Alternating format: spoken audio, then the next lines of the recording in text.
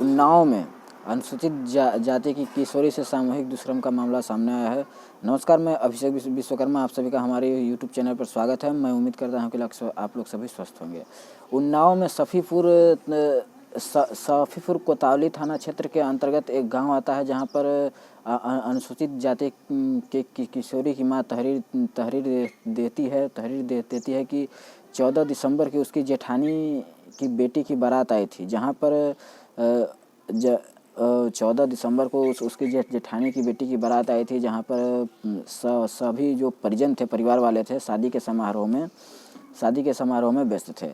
और उसकी जो बेटी थी 16 वर्ष की, वो घर पर अकेली थी और बेटी की जो बुआ थी उसी गांव में रहती थी। इसके बाद सभी जो थे शादी के समारोह में व्यस्त थे। जब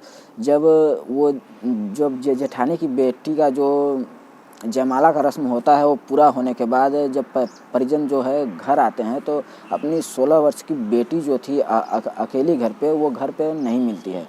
और फिर तलाश जो परिजन जो थे काफ़ी घबरा जाते हैं और तलाश करने लगते हैं। काफ़ी तलाश करने के बाद घर से 1 किलोमीटर दूर बेटी बेहोशी हालत में मिली, जिसके कपड़े अस्त व्यस्त थे।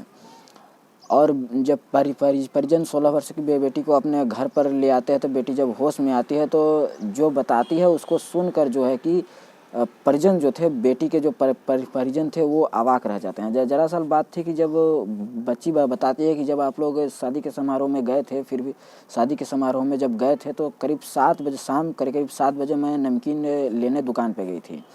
और जो बुआ के घर अक्सर आना जाने वाला गंज मुरादाबाद निवासी ऋतिक जो है वहीं दुकान के आसपास खड़ा था, और ऋतिक का साथी प्रेम भी खड़ा था। और दोनों मुझे जो है जबरन उठा के ले गए खेत में, और दोनों मिलकर मेरे साथ बलात्कार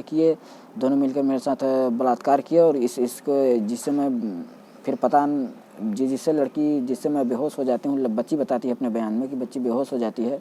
इसके बाद वो ऐसे ही हालत में छोड़ के भाग जाते हैं।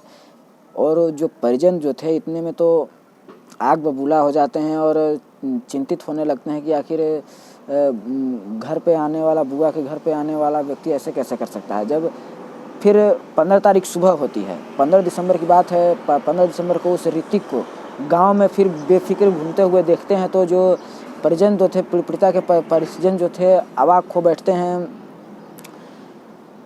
अपना आपा खो बैठते हैं। और जिससे ऋतिक की जमकर पिटाई करते हैं, और जिससे ऋतिक की बुरी हालत हो जाती है, जो कि कानपुर के हैलेट अस्पताल में उसका इलाज चल रहा है। दरअसल ये खबर मुझे सुनाने का मकसद किसी को दिल के दुख पहुंचाना नहीं था, बल्कि समाज में एक मर्यादा में रहें, अच्छा व्यवहार करें तो ज़्यादा बेटर होगा।